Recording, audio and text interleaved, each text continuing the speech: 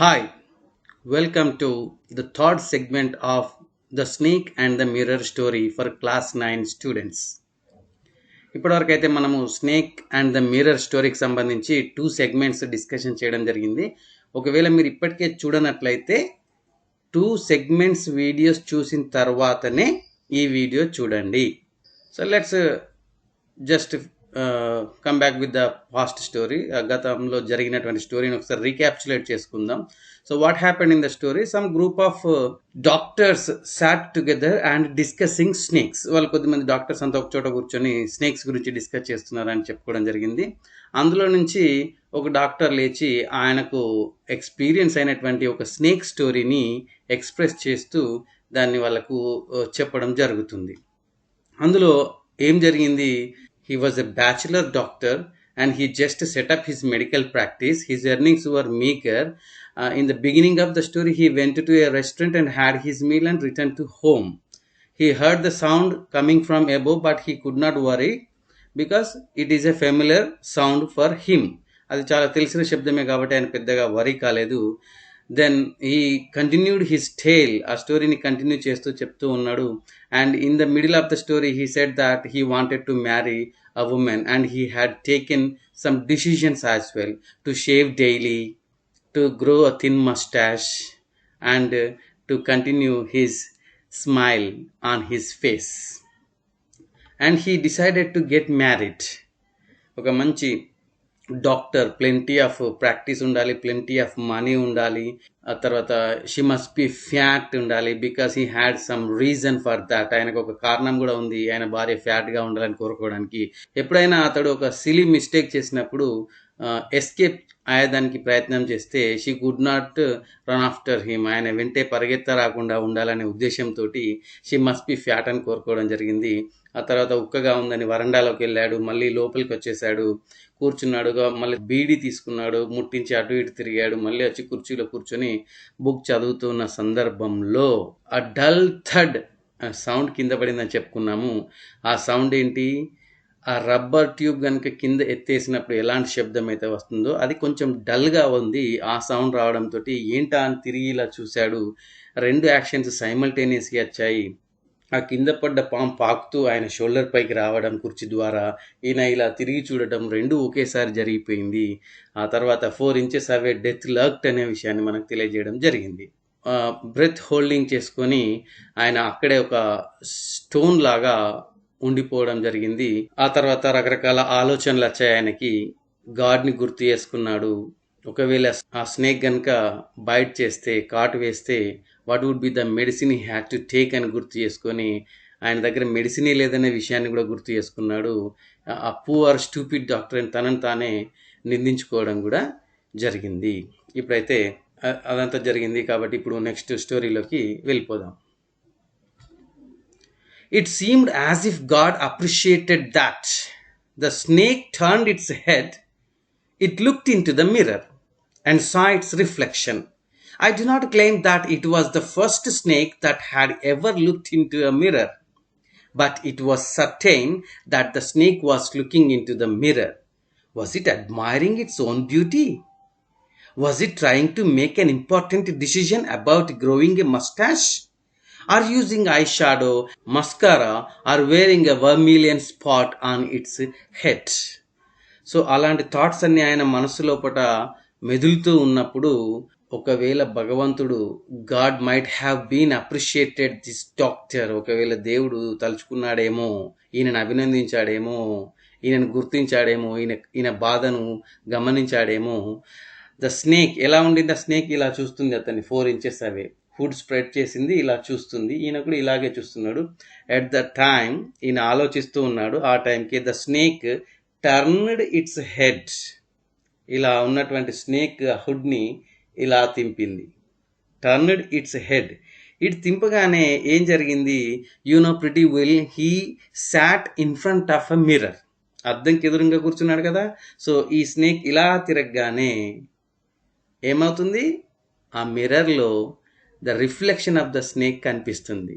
So the reflection of the snake కనిపించగానే ఆ snake కూడా దాని రిఫ్లెక్షన్ చూసుకోవడం మొదలుపెట్టింది. డాక్టర్ ఏమంటున్నాడు, ఐ డు నాట్ క్లెయిమ్ ఇదే మొదటి స్నేక్ అని నేను చెప్పాను, కానీ అది మాత్రం మిర్రర్లో చూసుకుంటుందనే విషయాన్ని మాత్రం ఎగ్జాక్ట్గా చెప్పగలను అంటున్నాడు. అసలు అది అద్దంలో చూసుకుంటుంది కదా, అది ఏం చూసుకొని ఉంటుంది? మరి ఇందాక అద్దంలో చూసినప్పుడు I have taken some decisions to shave daily, to grow thin moustache and to get married, to wear the smile all the way, ఇలాంటి డిసిషన్స్ తీసుకున్నాను కదా. మరి ఈ స్నేక్ కూడా ఏమైనా డిసిషన్స్ తీసుకుంటుందంటావా అని తనకు తానే ఆలోచించుకున్నాడు. ఏం డిసిషన్ తీసుకొని ఉంటుంది? Was it admiring its own beauty? దాని అందం చూసుకొని అదే మురిసిపోతుందా? నేను కదా ఇందాక చూసుకున్నాను కదా. సో అలాగే ఆ స్నేక్ కూడా అందులో చూసుకొని అది అడ్మైరింగ్గా ఉందా దాని బ్యూటీనెస్ చూసుకొని, లేదంటే ఇంపార్టెంట్ డిసిషన్స్ ఏమైనా తీసుకుందామని ట్రై చేస్తుందా? గ్రోయింగ్ ఎ మస్టాష్, అది కూడా మీసం పెంచుదామని చెప్పి ఏమైనా నిర్ణయించుకుందంటావా? Using eye shadow and mascara wearing a vermilion spot.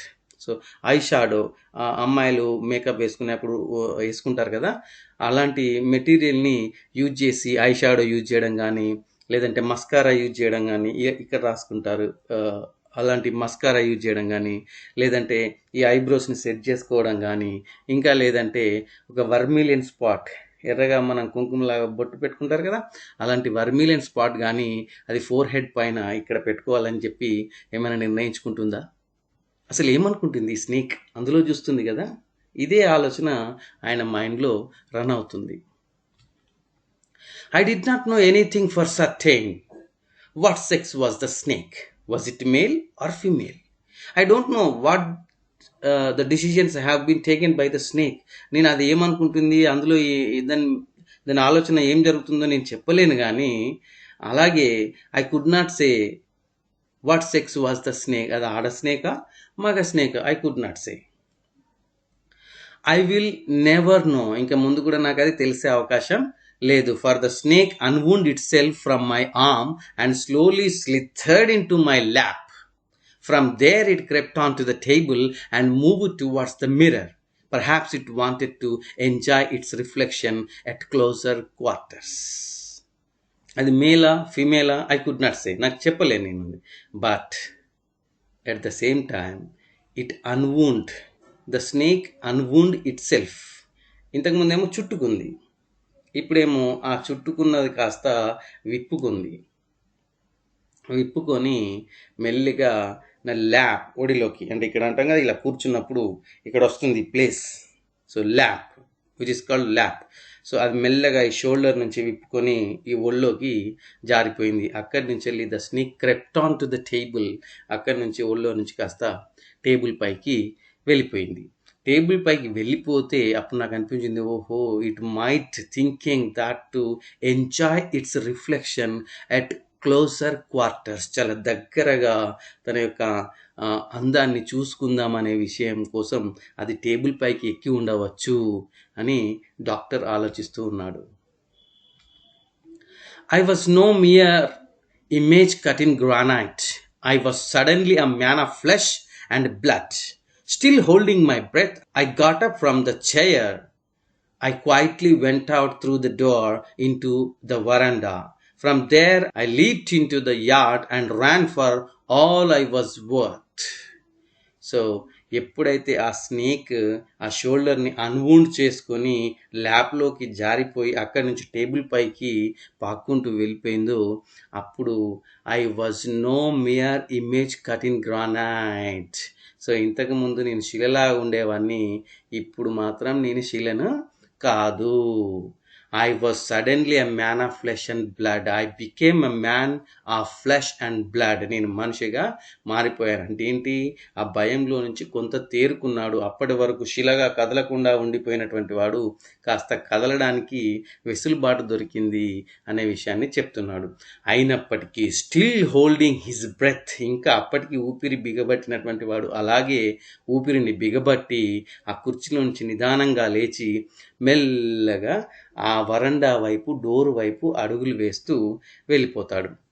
అక్కడి నుంచి There he leapt into the yard. Open yard అని చెప్పుకున్నాం కదా, డోర్ బయట అంతా ఓపెన్ ప్లేస్ ఉందని. అక్కడి నుంచి ఇంక పరిగెత్తాడు. ఏంటంటే ఆల్ ఐ వాజ్ వర్త్, అతని వల్ల ఎంత చేతనవుతుందో, ఎంత వేగంగా పరిగెత్తగలడో అంత వేగంగా ఆగకుండా పరిగెడుతూనే ఉన్నాడు.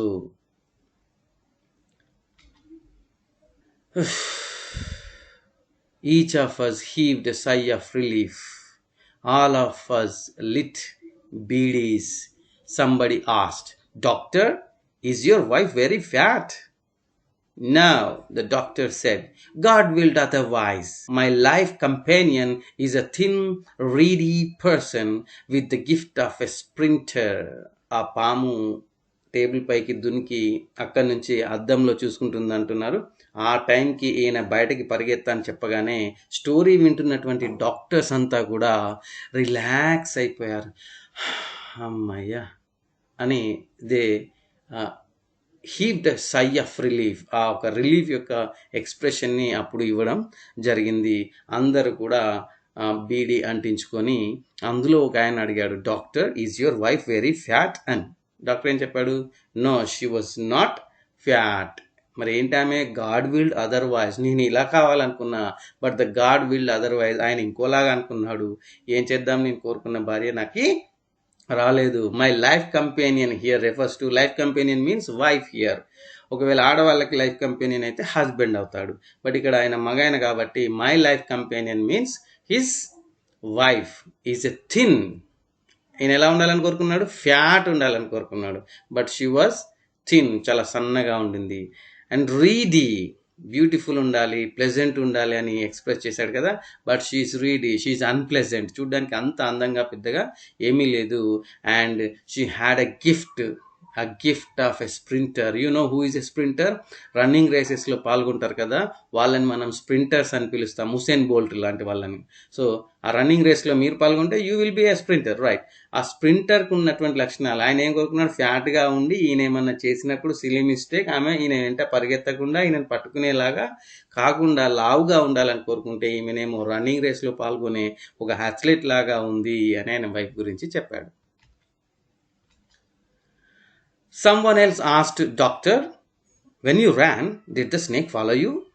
మరి మీరు పరిగెత్తారు కదా, ఆ టైంకి ఆ స్నేక్ మిమ్మల్ని ఫాలో అయిందా అని మరొకరు క్వశ్చన్ చేయడం జరిగింది. The doctor replied, "I ran and ran till I reached a friend's house. Immediately I smeared oil all over myself and took a bath. I changed into fresh clothes. The next morning at about 8:30, I took my friend and one or two others to my room to move my things from there. But we found we had a little to carry. Some thief had removed most of my things. The room had been cleaned out, but not really. The thief had left behind one thing as a final insult." So doctor ఏమంటున్నాడు? ఆయన question అడగానే, "I ran and ran till I reached my friends room, friends house." ఎంతలా పరిగెత్తాడు కదా, ఆ శక్తి అంతా కూడా తీసుకొని పరిగెత్తాను.